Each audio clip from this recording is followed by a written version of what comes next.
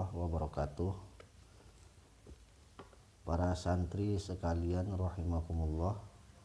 Pada kesempatan siang hari ini saya akan paparkan bagaimana cara melakukan sujud sahwi, yang mana mungkin para santri ada yang masih kurang jelas atau kurang mengerti secara detailnya. Pada kesempatan siang hari ini akan kita bahas sama-sama. Sebelum kita masuk ke pembicaraan cara sujud sahwi, ada baiknya kita mengenal dulu apa saja sih yang penyebab dari sujud sahwi tersebut.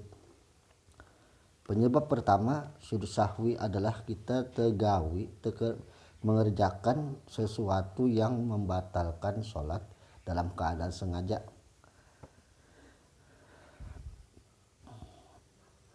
Artinya bila sengaja batal, tapi karena kita lupa lalu kita kerjakan itu. Nah, maksudnya begitu ya. Dan sesuatu yang tidak membatalkan dalam keadaan lupanya apabila ia memperbuat dalam keadaan lupa. Seperti makan yang sedikit. Makan yang sedikit ini termasuk sesuatu yang tidak membatalkan dalam keadaan lupa. Nah, ini sunat juga masih kita melakukan sujud sahwi. Nah, tapi kalau sengaja makan yang sedikit tadi menjadi batal. Nah, itu pertama. Kemudian yang kedua, sebab sujud sahwi itu adalah kita ketinggalan atau meninggalkan sunat-sunat abad dalam sholat. Nah, seumpama tasyahud awal, seumpama kunut, seumpama membaca sholawat kepada keluarga Nabi dalam tasyahud akhir. Ini termasuk daripada sunat-sunat abad. Nah, apabila kita ketinggalan itu, maka kita disunatkan melakukan sujud sahwi. Penyebab ketiga yang bisa menyebabkan kita disunahkan sujud sahwi adalah memindah rukun qauli kepada selain tempatnya. Memindah rukun qauli kepada selain tempatnya. Umpama kita baca Fatihah bukan pada tempatnya, atau membaca tasyahud akhir bukan pada tempatnya, atau membaca sholawat kepada Nabi bukan pada tempatnya. Nah, begitu jika kita kerjakan seperti itu, maka kita disunatkan melakukan sujud sahwi. Kemudian penyebab yang keempat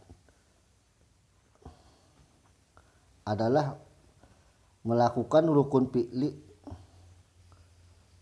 akan tetapi melebihi daripada batas yang sudah ditentukan. Itulah diantara penyebab-penyebab sujud sahwi. Nah, lalu bagaimana cara sujud sahwi itu? Nah, caranya mungkin sebagian santri ada yang mengetahui, ada yang belum. Nah, di sini akan kita bahas. Yang sudah tahu bisa memperjelasnya lagi ya. Sujud sahwi itu dilakukan sebanyak 2 kali sujud seperti sujud dalam sholat. Dan orang yang melakukan sujud sahwi, sunnah ketika sujudnya membaca subhana alladzi la yashu wa la yanam. Subhanalladzi la yashu wa la yanam. Artinya maha suci Allah yang tidak pernah lupa dan tidak pernah tidur. Nah, caranya tadi setelah kita selesai membaca tasyahud akhir, umpama kita membacanya sampai Hamidum Majid. Nah, kita jangan langsung salam. Jadi sujud dulu.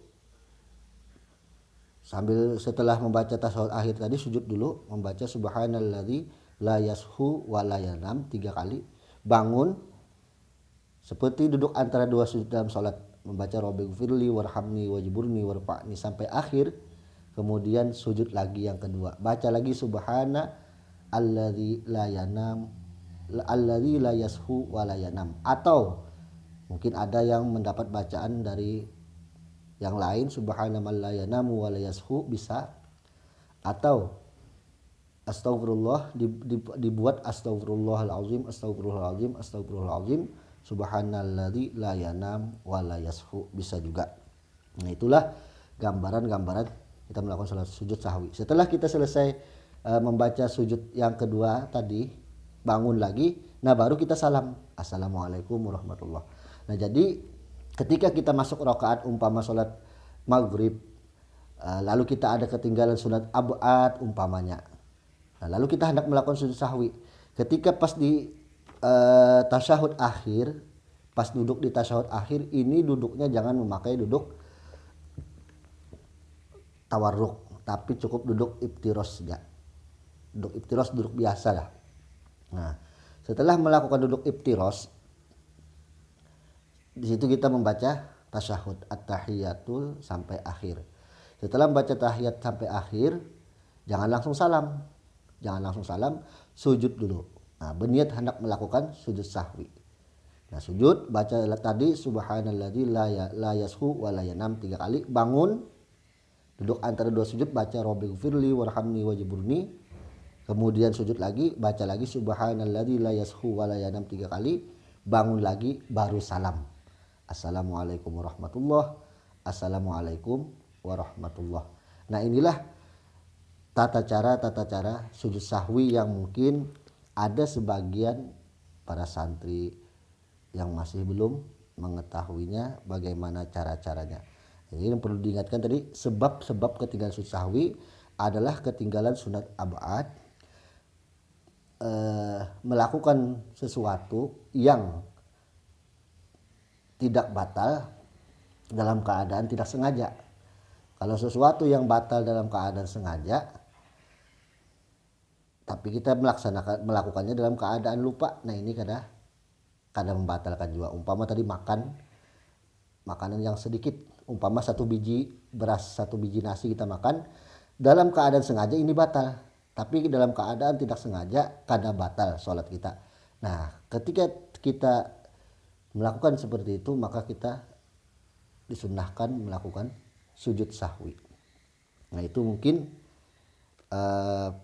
sedikit paparan mengenai tentang sujud sahwi. Nah cukup sekian pemaparan dari kami. Wassalamualaikum warahmatullahi wabarakatuh.